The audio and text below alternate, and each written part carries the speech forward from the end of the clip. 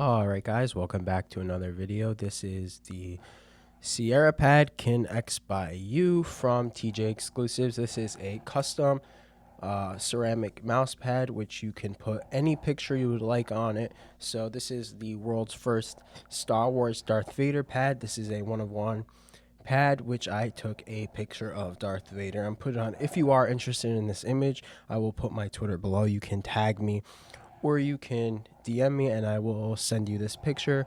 But let's get into the actual pad. So in terms of sizing and price, this is going to come in a bunch of different sizes. So first is 355x 305 millimeters at $63, 405x 355 millimeters at $103, 405x 405 millimeters at $113, 505x 405 millimeters at $128. This is the size I have right here on my desk.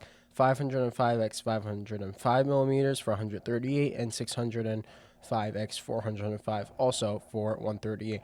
In terms of pricing, if you do use a creator's discount code, I don't have one, but you get 10% off. Two examples are code ILL and code WNTR. Also free shipping in the United States for these pads. So let's say the size I have was 128 plus free shipping after a code came out to $115. In terms of thickness of this pad, this is a relatively thick pad. You will get used to it within 5 minutes though, so I just don't think this is something you'll have a problem with, just letting you know. And now since I'm showing you the bottom, let's just show you the base. It is this 4-dot base, but let's get into it because some people don't really like the 4-dot base. So first of all, I talked a little bit to TJX on Twitter about this. There was a whole big thing.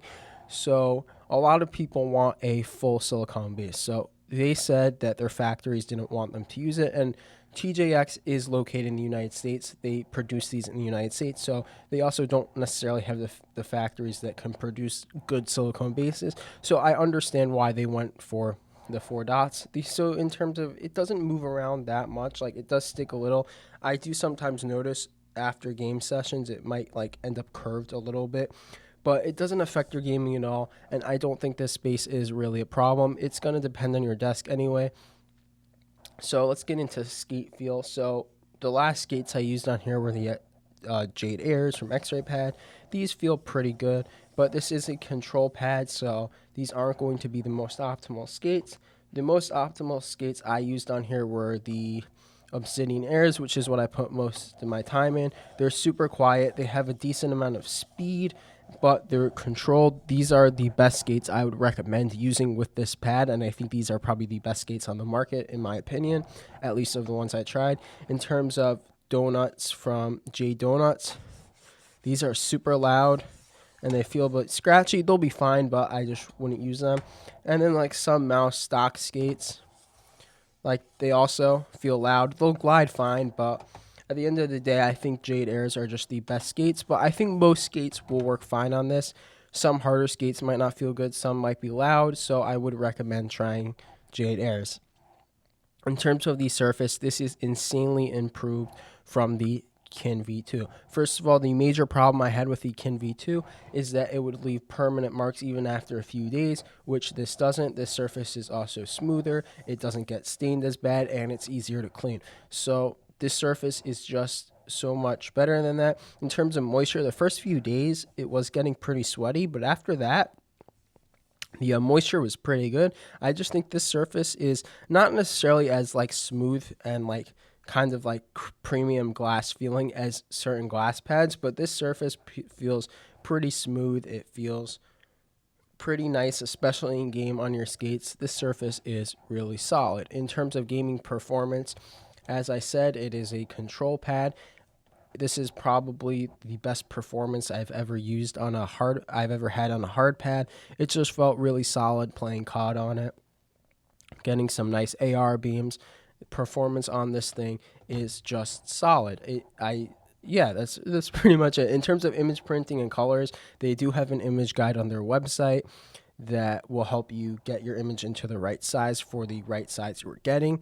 And in terms of colors, right now the lighting in my room might not be doing this pad justice. I have posted better pictures on Twitter The colors are great. Every single person's pad came out great that I saw.